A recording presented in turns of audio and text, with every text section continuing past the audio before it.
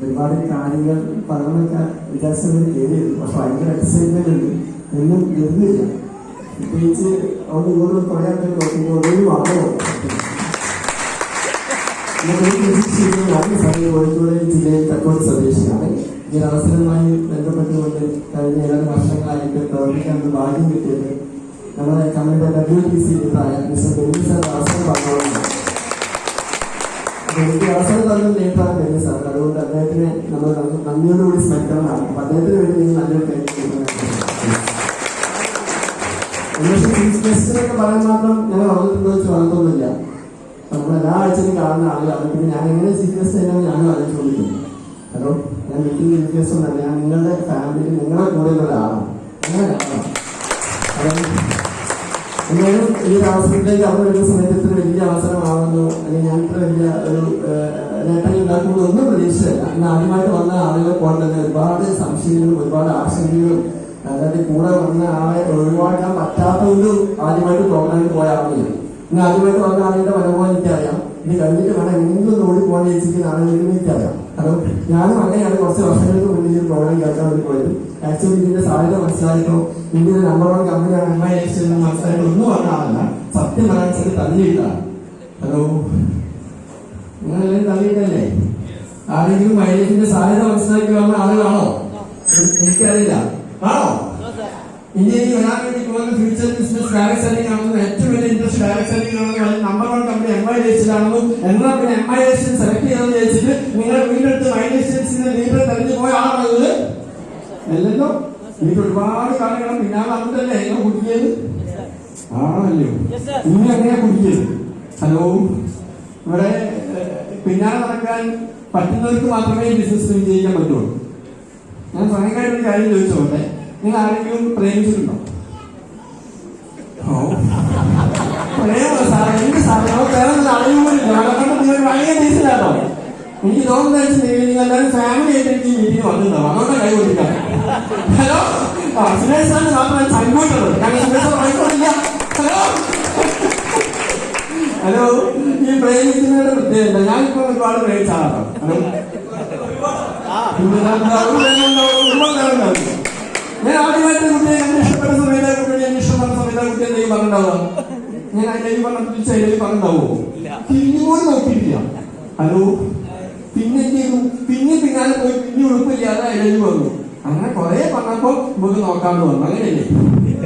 അങ്ങനെയല്ലേ ഉണ്ടാവും വേണമെന്ന് പറയുന്നത്. ഇതന്നെയാണ് സേൽസ് എന്ന് പറയുന്നത്. ആദ്യമായിട്ട് നമ്മൾ നേരെ പോകുമ്പോ ബിസിനസ് വേണ്ട, മൈലേജ് വേണ്ട, ഇതൊന്നും ശരിയാവില്ല എന്ന് പറയും.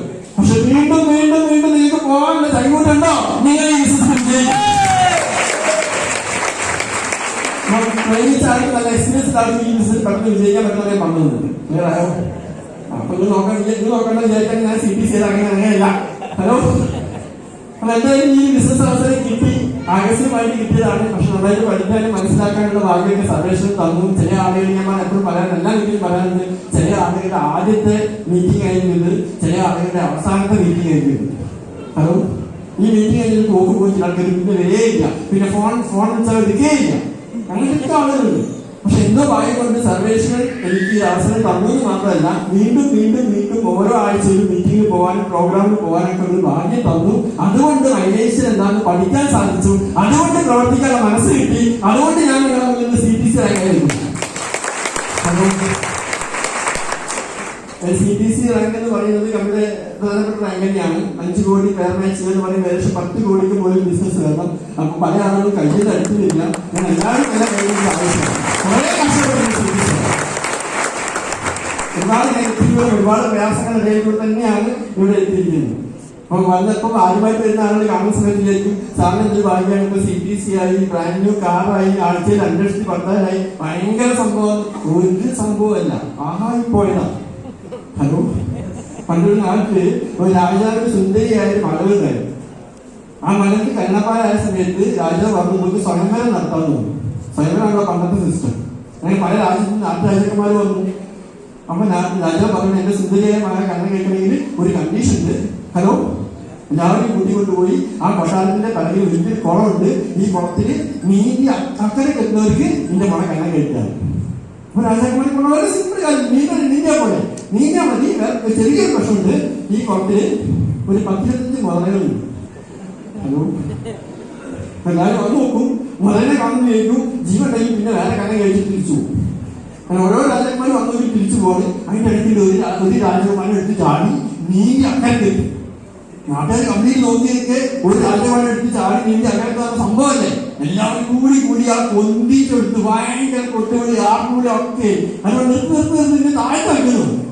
എല്ലാവരും കൂടി വന്നിട്ട് പറയുന്നത്, നിങ്ങൾ എന്ത് ധൈര്യമുള്ളതാ, നിങ്ങൾക്ക് എങ്ങനെയൊക്കെ ധൈര്യം കിട്ടി? ഇത്രയും മുതല പട്ടി ഇറങ്ങുന്ന സമയത്ത് അടി കിട്ടി ചാടി രക്ഷപ്പെട്ട് നിങ്ങൾ ഇവിടെ കണ്ണം കഴിക്കാൻ നിൽക്കല്ലേ? അപ്പൊ ഇയാൾ പറഞ്ഞു, അതൊക്കെ അവിടെ നിൽക്കട്ടെ, എന്റെ ബാക്കിൽ തള്ളിയിട്ടുണ്ടെന്ന് കാണുന്നു. ഇതേമാതിരി തള്ളിട്ട് പോയാ, തള്ളിട്ട് കഴിഞ്ഞാൽ രക്ഷപ്പെട്ടോ, പിന്നെ ബാക്കിൽ മുതലല്ലേ നീന്റെ ഓടെ നിങ്ങൾ അങ്ങനെ സീരിയസ് ആയി പോയതാ. ഹലോ, നമ്മളെ തള്ളിടാൻ ആളുണ്ടാവും, രസമുണ്ടോ? ഈ ബിസിനസ്സിലേക്ക് നമ്മളെ തള്ളിടാൻ ലീഡുണ്ടാവും. തള്ളിട്ട് കഴിഞ്ഞാൽ പിന്നെ എന്താ ചെയ്യുന്നത്? പിന്നെ ബാക്കോട് നോക്കരുത്, പിന്നെ നീട്ടിക്കോടുക, ലക്ഷ്യം മാത്രം കൊണ്ട് കണ്ട് നീട്ടിക്കോടുക. ഇല്ലെങ്കിലോ ബാക്കിൽ മുതൽ പിടിക്കും. ഹലോ, അങ്ങനെ നീണ്ടോടാണ് ഇവിടെ എത്തിയത്. ഒരുപാട് പ്രശ്നങ്ങളുണ്ടായിരുന്നു. ആദ്യമായിട്ട് ബെന്നി സാർ എന്റെ വീട്ടിൽ വന്ന് ബിസിനസ് പറയുമ്പോൾ എന്റെ സാറ് പറഞ്ഞ മതി ആഴ്ചയിൽ എത്ര എടുത്താ പറഞ്ഞേ? നിങ്ങൾ കേട്ടില്ലേ? ആവശ്യമില്ലല്ലേ? എത്ര എടുത്താ പറഞ്ഞേ? 2,10,000 MILs കൊടുക്കുന്ന മാജിക്കൽ ഫിഗർ ആണ്. ആണോ? ഒരു മാജിക്കൽ ഫിഗർ. അതിന് വേണ്ടിയാണ് നമ്മൾ ഓടുന്നത്. ഓരോ MILs ലിസ്റ്റ് കൊടുത്ത നാട്ടിന്റെ ലക്ഷ്യം എന്ന് പറയുന്നത് ഒരാഴ്ചയിൽ എന്റെ അക്കൗണ്ടിലേക്ക് 2,10 വേണം. ആണോ? ലക്ഷ്യം. അപ്പൊ മെനിസറിനോട് പറയുന്നത് ആദ്യമായിട്ട് വീട്ടിൽ പറഞ്ഞ് ആ ബ്രിട്ടീഷൻ 2,10 കിട്ടും. 2,10 2,10,000 രൂപ ഒരാഴ്ച കിട്ടും. അത്രയ്ക്ക് വേണ്ട, ഒരു 10,000 രൂപ കിട്ടും. ഹലോ, ഞാൻ ഈ ബിസിനസ്സിലേക്ക് വരുന്ന സമയത്ത് ഏറ്റവും കൂടുതൽ പ്രയാസം അറിയിച്ച സമയമാണ്. എന്റെ പെങ്ങളുടെ വിവാഹം കഴിഞ്ഞിട്ട് 3 ചിട്ടിക്ക് ഇറക്കാനുള്ള സമയമാണ്. 35,000 രൂപ പട്ടിണി ഇറക്കാൻ. ഹലോ, അപ്പൊ ഞാൻ പറഞ്ഞു 2,10 വേണ്ട, ഒരു 10,000 രൂപ കിട്ടാണെങ്കിൽ ഒരു ചിട്ടി അടയ്ക്കാം. ഹലോ, 10,000 രൂപ കിട്ടാണെങ്കിൽ ഒരു ചിട്ടി അടയ്ക്കാം. ആ 10,000 മൈലേജ് കൂടെ കിട്ടുമെന്ന് ചോദിച്ചു. ബെന്നി സാർ പറഞ്ഞു, കിട്ടും മോനെ, നീ പ്രവർത്തിക്കാൻ തയ്യാറാണോ? എന്നാ കിട്ടുന്നു പറഞ്ഞു. ഞാൻ ആദ്യം പാർട്ട് ടൈം ആയിട്ടാണ് പ്രവർത്തിച്ചത്. 1 വർഷവും 2 മാസം ഞാൻ പാർട്ട് ടൈം ആയിട്ട് പ്രവർത്തിച്ചപ്പോ എനിക്ക് ഇൻഷുറൻസ് കിട്ടുന്ന വരുമാനത്തെക്കാളും കൂടുതൽ മൈലേജ് കിട്ടാൻ തുടങ്ങി. ഹലോ, എനിക്ക് കുറെ ആളുകൾ പാർട്ട് ടൈം ചെയ്യുന്നുണ്ടോ? ഞാൻ വീണ്ടും പറയാം, നിങ്ങൾ പാർട്ട് ടൈം ചെയ്തോ, പക്ഷെ 1 വർഷത്തിൽ കൂടുതൽ നിങ്ങൾ പാർട്ട് ടൈം ചെയ്യരുത്. ഒറ്റ വർഷം കൊണ്ട് നിങ്ങൾ ഫുൾ ടൈം ആയിട്ട് മാറണം. കാരണം MILs എന്ന് പറഞ്ഞാൽ പാർട്ട് ടൈം ചെയ്യേണ്ട ബിസിനസ് അല്ല, ഫുൾ ടൈം ചെയ്യേണ്ട ബിസിനസ് ആണ്. Yes auto? ആണല്ലോ. ആഴ്ച 2,10 പറഞ്ഞാൽ ഡെയിലി 30,000 രൂപ വരുമാനം കിട്ടുന്ന ബിസിനസ് നമ്മൾ ഫുൾ ടൈം ചെയ്യണോ? യെസ്, നമ്മൾ ഫുൾ ടൈം ചെയ്യണം. അങ്ങനെ 1 വർഷം കൊണ്ട് ഫുൾ ടൈം ആയിട്ട് ഈ ബിസിനസ്സിലേക്ക് ഇറങ്ങിയ സമയത്ത് നാട്ടുകാരും വീട്ടുകാരൊക്കെ നന്നായിട്ട് അനുഗ്രഹിച്ചു വിട്ടു. നമ്മൾ ഈ ബിസിനസ് ആദ്യമായിട്ട് ആരാ പോയി പറയാം? ഹലോ, ഇന്ന് ആദ്യമായിട്ട് വന്നൊരു പഴയ വ്യക്തമുണ്ടോ? നമ്മൾ ഈ അവസരം കിട്ടിയാൽ നമ്മൾ ആർക്കാണ് ഈ അവസരം ആദ്യം കൊടുക്കുക? ആർക്കാണ് കൊടുക്കുക? ആർക്കും കൊടുക്കൂലേ? നിങ്ങൾക്ക് 2 വിസ കിട്ടി, ഒരു വിസ നിങ്ങൾ എടുത്ത് 2ാമത്തെ വിസ ആർക്കാ കൊടുക്കുക? നിങ്ങളെ പരിചയപ്പെട്ട ഒട്ടുകാർക്ക് പരിചയപ്പെട്ടൊക്കെ കൊടുക്കുക. ഒന്നെങ്കിൽ നിങ്ങൾ അണിയിൽ കൊടുക്കും, അല്ലെങ്കിൽ അണിയിൽ കൊടുക്കും. യസോന്നോ? ഏറ്റവും വേണ്ടപ്പെട്ട കൊടുക്കും. മൈലേജ് വന്നാൽ മാത്രം പ്രശ്നമുണ്ട്. മൈലേജിന്റെ അവസരം നമ്മൾ ആർക്കാ കൊടുക്കുക? അണിയോടും കിട്ടൂല, അണിയോടും കിട്ടൂല, ആരോടും കിട്ടില്ല. എന്താ പറഞ്ഞാൽ കുറവല്ലേ? അവര് കളിയാക്കിയാലോ? ഹലോ, ഇങ്ങനെ ഏറ്റവും വേണ്ടപ്പെട്ട ആളുകളാണ് ഈ അവസരം കൊടുക്കുന്നത്. ആണല്ലോ, ഞാനും ആദ്യമായിട്ട് കൊടുക്കാൻ വേണ്ടി പോയത് എന്റെ ഏറ്റവും വേണ്ടപ്പെട്ട സുഹൃത്തുക്കൾക്കാം, ഏറ്റവും വേണ്ടപ്പെട്ട ബന്ധുക്കൾക്കാം. അവരെന്താണ്ട് പറഞ്ഞാലോ, വിജിഷൻ നീ രക്ഷപ്പെട്ടു വേണം ഞങ്ങൾ വരാൻ, നീ ആദ്യം രക്ഷപ്പെട്ട് നിന്ന് ഞങ്ങൾ വരാൻ. ഹലോ, ഞാൻ എന്ത് ചെയ്തിട്ട് അങ്ങോട്ട് പോയത്? ഓടി വന്നിട്ടാണ് എനിക്ക് രക്ഷപ്പെടാൻ ചെയ്യാൻ പോകുന്നത്. അപ്പൊ ഒരു പറയുന്നത് ഈ രക്ഷപ്പെട്ടു എന്നിട്ടാണ് ഞങ്ങളുടെ കൂടെ വരാൻ. നടക്കുന്ന കാര്യമാണോ? അങ്ങനെ കോഴിക്കോട് കുറെ ആൾക്കാരുടെ ബിസിനസ് വന്നു, കുറെ ആൾക്കാർ റിജക്ട് ചെയ്തു. അങ്ങനെ എന്റെ ഒരു സുഹൃത്ത് വഴി മലപ്പുറത്തിലേക്ക് എനിക്കൊരു ഡിസ്ട്രിബ്യൂട്ടറെ കിട്ടി. അദ്ദേഹത്തിന്റെ പേരാണ് സുബ്രഹ്മണ്യൻ സാർ എന്ന് പറയുന്നത്. കോഴിക്കോട് പോയി ആള് വരില്ല, മലപ്പുറത്തേക്ക് വന്നപ്പോൾ ഫുള്ളിനകത്ത ആളുക. ഞാൻ പച്ച കയറ്റി കണ്ടില്ല. ഹലോ, അങ്ങനെ എല്ലാ ദിവസവും കോഴിക്കോട് നിന്ന് അന്ന് എനിക്ക് കാറില്ല. അന്ന് എന്റെ കയ്യിൽ ഒരു സെക്കൻഡ് ഹാൻഡ് സ്പ്ലെൻഡർ ബൈക്കാണ്. ആ second hand Splendor bike Kozhikode നിന്ന് എടുത്തിട്ട് മലപ്പുറം എത്തുന്ന ഉറപ്പില്ലാത്തതുകൊണ്ട് ഞാൻ KSRTC വെക്കും. ഇതിനോട്ട് റിസ്ക് കിട്ടുന്നു, ഭയങ്കര കണ്ടീഷൻ ആയതുകൊണ്ട് ഞാൻ KSRTC വെച്ചിട്ട് ബസ് എടുത്താൽ മലപ്പുറത്തേക്ക് വരാം. മലപ്പുറത്ത് വന്ന് സുബ്രഹ്മണ്യ സാർ വണ്ടിന്റെ കടയിൽ കയറി മലപ്പുറം അറിയാത്ത സ്ഥലങ്ങളിപ്പോൾ ഇല്ല, എല്ലാ വഴികളിലും ഞങ്ങൾ പോയിട്ടുണ്ടാവും. ഹലോ, തിരിച്ചു വന്നു കോഴിക്കോട്ടേക്ക് ബസ് കയറി രാത്രി 1 മണിക്ക് അല്ലെങ്കിൽ 12 മണിക്ക് വീട്ടിലെത്തുന്ന സമയം 2 മണി അല്ലെങ്കിൽ 3 മണി. ഇങ്ങനെയാണ് മലപ്പുറത്ത് വന്നിട്ട് ഞാൻ ലീവുണ്ടാക്കിയത്. അന്ന് KSRTC ബസ്സിൽ അങ്ങോട്ട് ഇങ്ങോട്ട് വരുന്ന സമയത്ത് ഞാൻ കണ്ണടച്ചിട്ട് ഉറങ്ങുന്ന സമയത്ത് ഞാൻ സ്വപ്നം കാണും, എന്നെങ്കിലും എനിക്ക് മലപ്പുറത്തേക്ക് സ്വന്തം കാലിൽ വരണം. ഹലോ, ആത്മാർത്ഥമായിട്ട് ഞാൻ സ്വപ്നം കണ്ടുകൊണ്ട് ദൈവം എനിക്ക് MIDCയിലൂടെ 2018 ആദ്യത്തെ കാലത്തിൽ എനിക്ക് സാധിച്ചു തന്നു. എനിക്ക് ഇപ്പോഴും കൈയടിക്കാൻ ഭയങ്കര ഇഷ്ടമുണ്ട്. ഞാൻ കാർ വാങ്ങിയല്ലേ, നിങ്ങൾ കൈയടിക്കുന്നത്. ഞാൻ മറ്റുള്ളവര് നമ്മുടെ ലീഡേഴ്സ് കാർ വാങ്ങിയ സമയത്ത് മത്സ്യം ഉണ്ടാക്കിയ സമയത്ത് നന്നായിട്ട് കൈയടിച്ചുകൊണ്ടാണ് എനിക്ക് അതൊക്കെ കിട്ടിയത്. അപ്പൊ നിങ്ങൾക്ക് നാളെ കാർ വേണോ? വേണോ? നിങ്ങൾക്ക് 2 വേണോ? നന്നായിട്ട് കൈയടിച്ചു. ഹലോ, എന്റെ ഈ ബിസിനസ് വന്ന് ഇവിടെ ഡെവലപ്പ് ചെയ്യാൻ ഒരുപാട് കഷ്ടപ്പെട്ടിട്ടുണ്ട്. ഈ കഷ്ടപ്പെട്ട സമയത്തൊക്കെ ബിസിനസ് തുടങ്ങിയ സമയമാണ്. ആ സമയത്തൊക്കെ എന്റെ ഫാദർ ജീവിച്ചിരിക്കും. അതായത് എന്തിനാ പോലെ രാത്രി 12 ഓടുന്നത്, ഞാൻ എന്തെങ്കിലും അധ്വാനിക്കാൻ പോകുന്നില്ലേ. അപ്പൊ ഞാൻ ബിസിനസ് പറയാൻ വെച്ചാ ഈ ഒരു ബിസിനസ് പറയുന്നത് ആദ്യത്തെ കുറച്ച് വർഷം നന്നായിട്ട് കഷ്ടപ്പെട്ടാ പിന്നെ നമുക്ക് നന്നായിട്ട് രക്ഷപ്പെടാൻ പറ്റിയ ബിസിനസ് ആണ് മനസ്സിൽ ഞാൻ പറയാനുണ്ട്. പക്ഷെ ഞാൻ നന്നായിട്ട് കഷ്ടപ്പെട്ടു മാത്രമേ എന്റെ അച്ഛൻ കണ്ടുള്ളൂ. ഞാൻ രക്ഷപ്പെട്ട സമയത്ത് എന്റെ അച്ഛൻ എന്റെ കൂടെ ഇല്ല. പക്ഷെ അദ്ദേഹം പോലും എനിക്ക് കാണുന്നുണ്ടാന്ന് എനിക്കറിയാം. എന്റെ ഓരോ നേട്ടം ഇന്ന് ഞാനിപ്പോ ഒരു പുതിയ നേട്ടം ഉണ്ടാക്കിയ സമയത്ത് ഞാൻ സ്മരിക്കുന്നുണ്ട്. അപ്പൊ ഞാൻ നിങ്ങളോട് പറയാണ് നമ്മൾ എന്തെങ്കിലും ചെയ്യുന്നുണ്ടെങ്കിൽ വേഗത്തിൽ ചെയ്തോളാം. ഹലോ, നമുക്ക് എത്രയും നല്ലൊരു അവസരമാണ് ദൈവം കൊണ്ട് തന്നിരിക്കുന്നത്. അങ്ങനെ ആത്മാർത്ഥമായിട്ട് ഞാൻ ചെയ്തു. ഓരോ ഉള്ളിലും വർക്കത്തൊക്കെ മൈലൈഫിനെ സ്നേഹിച്ചു പ്രണയിച്ചു. അങ്ങനെയാണ് ഈ ബിസിനസ്. അങ്ങനെ ഒരുപാട് കുട്ടികൾ ഒരുപാട് പ്രശ്നങ്ങളൊക്കെ ഉണ്ടായിരുന്നു. അതിനൊക്കെ അവലംബിച്ചുകൊണ്ട് തന്നെയാണ് മുന്നോട്ട് പോയത്. എന്തായാലും ഇന്ന് ആദ്യമായിട്ട് MIDCയിലൂടെ എന്റെ ഏറ്റവും വലിയ സന്തോഷം എന്ന് പറയുന്നത് നിങ്ങളെ മുന്നിൽ നിന്ന് ഇങ്ങനെ സംസാരിക്കാൻ പറ്റുന്നതാണ്. നിങ്ങൾ വിചാരിക്കുന്ന അനുഭവങ്ങളിലേക്ക് വലിയ സംഭവം എല്ലാവരും വിചാരിക്കുന്നുണ്ടാവും. ശരിയല്ലേ? എല്ലാവരും സംസാരിക്കുക എന്ന് പറയുന്നത് വലിയ സംഭവമൊന്നുമില്ല, ആർക്കും പറ്റുന്ന കാര്യമാണ്. പക്ഷെ എന്നെ സംബന്ധിച്ച വലിയ കാര്യം. ഹലോ, ഞാൻ കഥ പറയട്ടെ. പണ്ട് ചെറിയൊരു കുട്ടി ജന്മന, ആ കുട്ടി ജനിച്ച സമയത്ത് തന്നെ ആ കുട്ടി കേട്ടില്ല, ആ കുട്ടിക്ക് സംസാരിക്കാൻ പറ്റുന്നില്ല. ആ മാതാപിതാക്കൾ ആ കുട്ടിയുടെ ആ പ്രശ്നം മനസ്സിലാക്കുന്നതിന് 2-3 ആഴ്ച കഴിഞ്ഞില്ല. കുട്ടി പാവത്തെ കളിയാണ്, ഭക്ഷണം പോലും കഴിക്കാറ്. ആർക്കും മനസ്സിലായി. ഒരുപാട് ഡോക്ടേഴ്സ് കൊണ്ടുപോയി, എല്ലാ ഡോക്ടർമാർക്കും മനസ്സിലായില്ല. അവസാനം ഡോക്ടർ കണ്ടുപിടിച്ചു, ഈ കുട്ടിക്ക് എന്തോ പ്രശ്നമുണ്ട്, എന്തോ ഒരു വൈകല്യമുണ്ട്, അതുകൊണ്ട് ഇതിന് സർജറി ചെയ്യണം. അച്ഛൻ നമ്മളോട് ചോദിച്ചു, സർജറി ചെയ്യട്ടെ? മനസ്സോടെ അവർ പറഞ്ഞു, ഓക്കെ നിങ്ങൾ ചെയ്തോളൂ, അവൻ സംസാരശേഷി കിട്ടുമോ, അങ്ങനെയാണെങ്കിൽ നിങ്ങൾ ചെയ്തോളൂ.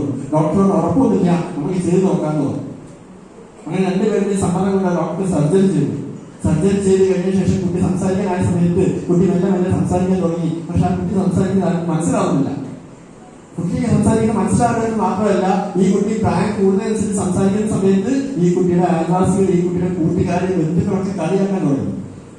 കൊല്ലം സംസാരിക്കുന്നല്ലോ, എന്ത് സംസാരിച്ചാലും അവരെ കളിയാക്കാൻ തുടങ്ങി. അങ്ങനെ ഈ കുട്ടിക്ക് ഭയങ്കര വിഷമമായി. വിവാഹ വീട്ടും ഫംഗ്ഷൻസ് ഒന്നും ആ കുട്ടി പോകാറില്ല.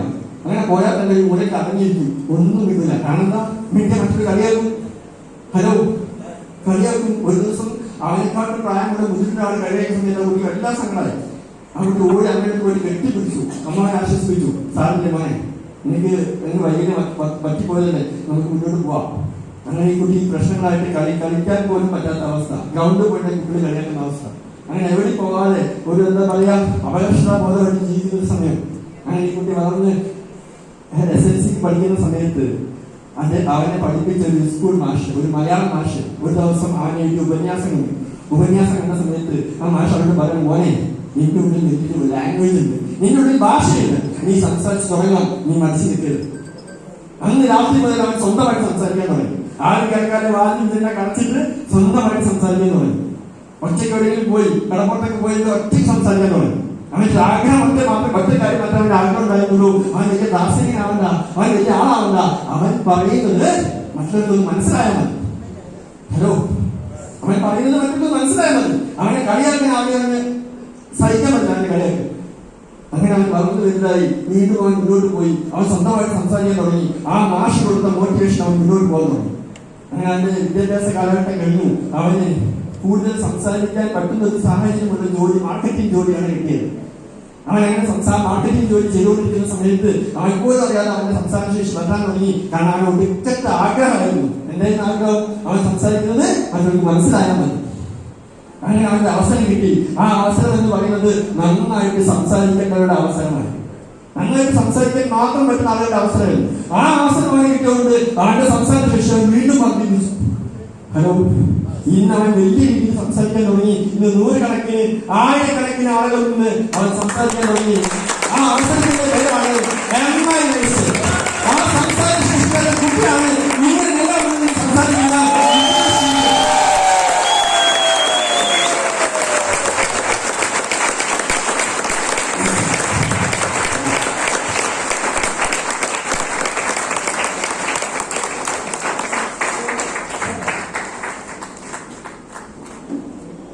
പല ആളുകൾക്കും ഒരുപക്ഷെ ഇതൊരു കെട്ടുകഥയായിട്ട് തോന്നാം. പക്ഷേ എനിക്ക് ചെറുതാവില്ല. ഹലോ, എനിക്ക് ചെറുതാവില്ല. എനിക്ക് ആർക്കും വന്ന് പരിശോധിക്കാം. എന്തുകൊണ്ട് ഞാൻ സംസാരിക്കുന്നത് ചോദിക്കുകയാണെങ്കിൽ ഒറ്റ ആൻസറുള്ളൂ. എനിക്ക് ഒടുക്കത്തെ ആഗ്രഹം സംസാരിക്കുന്നത്.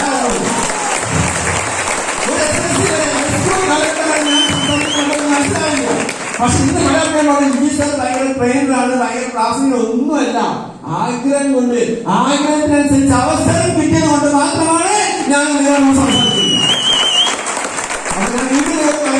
എനിക്ക് പറ്റുമെങ്കിൽ നിങ്ങൾക്ക് പറ്റില്ലേ? ഈ ഹോളിലിരിക്കുന്ന 99% ആളുകൾക്കും ഈ പ്രശ്നമില്ലാതെ ഞാൻ അസലായിട്ട് സംസാരിക്കാനുള്ള സിദ്ധി കൊണ്ട് ജനിച്ച ആളുക. പക്ഷെ നമ്മൾ ഉപയോഗപ്പെടുത്തണം. ഇത് ഉപയോഗപ്പെടുത്താൻ തിരിച്ചങ്ങോട്ട് ചെല്ലുന്ന സമയത്ത് മുമ്പ് ചോദിക്കും, എനിക്ക് സംസാരിക്കാൻ കഴിവുന്നില്ലേ, നീ ഉപയോഗിച്ചോ? ആ ഉപയോഗിച്ചിട്ട് രക്ഷപ്പെട്ടെന്ന് ചോദിക്കുമ്പോ മൗനമായിട്ട് ഇരിക്കാൻ പാടില്ല. ഹലോ, ഞാൻ വെല്ലുവിളിക്കുകയാണ്. എന്നെക്കാട്ട് വേഗത്തിൽ നിങ്ങൾക്ക് പോകാൻ സാധിക്കും. എനിക്കിത് പറ്റുമെങ്കിൽ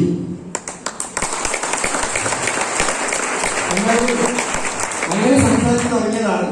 അതിന്റെ കോൺഫിഡൻസും അതിന്റെ ശക്തിയും അതിന്റെ പ്രചോദനം ഒക്കെ തന്നത് നിങ്ങളാണ്, മറ്റാരുമല്ല. MIS ഫാമിലിയാണ് എന്നെ അവിടെ കൊണ്ടെത്തിച്ചത്. അതുകൊണ്ട് എന്റെ 100% നന്ദി ഞാൻ നിങ്ങൾക്ക് ഓരോ ആളുകൾക്കുമായിട്ട് സമർപ്പിക്കുകയാണ്. എന്റെ പേഴ്സണായിട്ട് അങ്ങനെ ഞാൻ കാണുന്നേയില്ല. നമ്മളെല്ലാവരും ഒരുമിച്ചുള്ള പ്രാർത്ഥന കൊണ്ടും എല്ലാവരും സപ്പോർട്ട് കൊണ്ടാണ് ഞാൻ ഇവിടെ എത്തിയത്. എനിക്ക് നല്ല ഓർമ്മയുണ്ട്. ഹലോ, എന്നാൽ ഇന്ന് മൈലൈഫിലൂടെ ഒരുപാട് അച്ചീവ്മെന്റ്സ് നേടിയെടുക്കാൻ സാധിച്ചു. കാലഘട്ടം മാറിക്കൊണ്ടിരിക്കുകയാണ്. കാലഘട്ടം മാറുന്ന സമയത്ത് നമ്മൾ മാറിയേ പറ്റൂ. കാലഘട്ടത്തിനനുസരിച്ച് നമ്മൾ മാറിയില്ലെങ്കിൽ നമ്മൾ കാലഹരണപ്പെട്ടു. യെസോട്ടോ യെസോട്ടോ നമ്മുടെ നാട്ടില് പണ്ടൊക്കെ നമ്മൾ അരി ആട്ടാൻ വേണ്ടി ഉപയോഗിക്കുന്ന സാധനങ്ങളായിരുന്നു എന്താ പറയാ, ആട്ടുകല്ല്. ആട്ടുകല്ല് നമ്മൾ അരി ആട്ടുന്ന സമയത്ത് ഈ ചെറിയ അമ്മ ഇങ്ങനെ ആടിക്കൊണ്ടിരിക്കുന്ന സമയത്ത് വലിയ അമ്മ ചെറിയ അമ്മയോട് പറയണേ, മോനെ അതിന്റെ കഷ്ടപ്പാടുണ്ടാണ് ഈ ഇങ്ങനെ ആടിക്കൊണ്ടിരിക്കണ്ടേ. ഞാൻ നോക്ക്, ഞാൻ മുന്നോട്ട് നിന്നാണ്, എനിക്കൊന്നും അറിയണ്ട, നീ ഇങ്ങനെ ആടിക്കൊണ്ടിരിക്കല്ലേ. പല അമ്മയ്ക്ക് ഓർമ്മയില്ലേ? ഓർമ്മയുണ്ടോ? അപ്പൊ ചെറിയ ആട്ടങ്ങൾ വന്നു. ഇതിന്റെ സമയമല്ല, ഇപ്പൊ നിന്റെ സമയമാണ്, എന്റെ സമയം എന്നൊരു കാലഘട്ടം വരും. കാലം മാറി. ഹലോ, ഇപ്പൊ ചെറിയ കല്ല് നിൽക്കുകയാണ്, വലുത് ആടിക്കൊണ്ടിരിക്കുകയാണ്. ഇപ്പൊ ഗ്രൈൻഡർ കണ്ടുപിടിച്ചു. യെസ് ഓർമ്മ. കാലഘട്ടം മാറും. കാലഘട്ടം മാറുന്ന സമയത്ത് എല്ലാം മാറും. അതുകൊണ്ട് നമ്മൾ ഉറച്ച തീരുമാനം എടുത്ത് മുന്നോട്ട് പോകാൻ മാത്രമേ എനിക്ക് പറയാനുള്ളൂ. ഈ ബിസിനസ്സിൽ ഒരുപാട് അച്ചീവ്മെന്റ്സ് നേടിയെടുക്കാൻ സാധിച്ചിട്ടുണ്ട്. ഒരു പാസ്പോർട്ട് പോലും എടുക്കാത്ത വ്യക്തിയല്ല ഞാൻ. വിദേശത്ത് പോയിട്ട് ജോലി ചെയ്യാൻ ആഗ്രഹിച്ചിട്ടില്ല. എന്റെ ഫാമിലിയുടെ കൂടെ നിൽക്കാൻ ഞാൻ ആഗ്രഹിച്ചത്. പക്ഷെ MIS വന്ന സമയത്ത് MIS എന്ന കമ്പനിയാണ് ആദ്യമായിട്ട് എന്നെ വിദേശത്തായിട്ട് കൊണ്ടുപോയത്. ഹലോ, ഒരു പാസ്പോർട്ട് പോലും എടുക്കാൻ ഞാൻ MIS വന്നു. ഈ കമ്പനിയുടെ ആദ്യത്തെ ഇന്റർനാഷണൽ കൺവെൻഷൻ മലേഷ്യയിലേക്ക് ക്വാളിഫൈ ചെയ്തപ്പോഴാണ് ഞാൻ ആദ്യമായിട്ട് ജീവിതത്തിൽ പാസ്പോർട്ട് എടുത്തത്. ഹലോ, 7 ദിവസം കോടീശ്വരന്മാർ എങ്ങനെയാണോ ജീവിക്കുന്നത് അതുപോലെ കമ്പനി ഞങ്ങളെ മലേഷ്യ കൊണ്ടേ കാണിച്ചു തന്നു. അവിടെ ഏറ്റവും വലിയ ഹോട്ടൽ, ലോകത്ത് കിട്ടാൻ ഏറ്റവും നല്ല ഭക്ഷണം, ഏറ്റവും നല്ല അമ്യൂസ്മെന്റ് പാർക്ക്, മാക്സിമം എൻജോയ് ചെയ്തത് മൈലൈഫിൽ വന്നതുകൊണ്ടാണ്. മാത്രമാണ് ഞാൻ പറഞ്ഞത്. ഹലോ, നിങ്ങൾ കുറച്ച് മുന്നോട്ട് പോയി കരിപ്പൂർ എയർപോർട്ട് കാണാം. ആ കരിപ്പൂർ എയർപോർട്ടിൽ നിന്ന് പോയി നോക്കിയേ, കരിപ്പൂർ എയർപോർട്ടിൽ ഭൂരിപക്ഷം ആളുകളും ഒരു 95% ആളുകളും പുറത്തോട്ട് പോകുന്നതിനാണ്. എന്തിനാ പോകുന്നത്?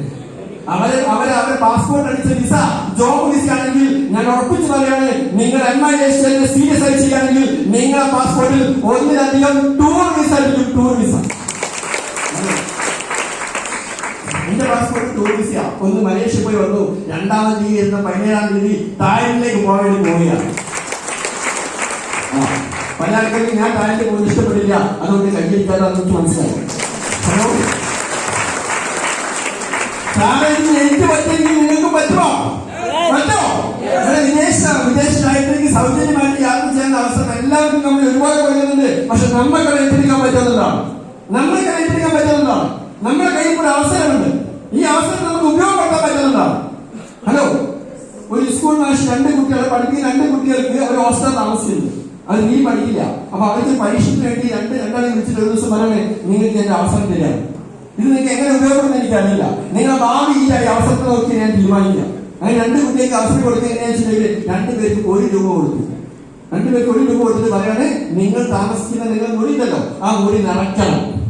അപ്പൊ ഈ കുട്ടി വെച്ച് നിറയ്ക്കാൻ എന്ത് വെച്ച് നിറയ്ക്കാണെങ്കിൽ 1 രൂപ ഉണ്ട്.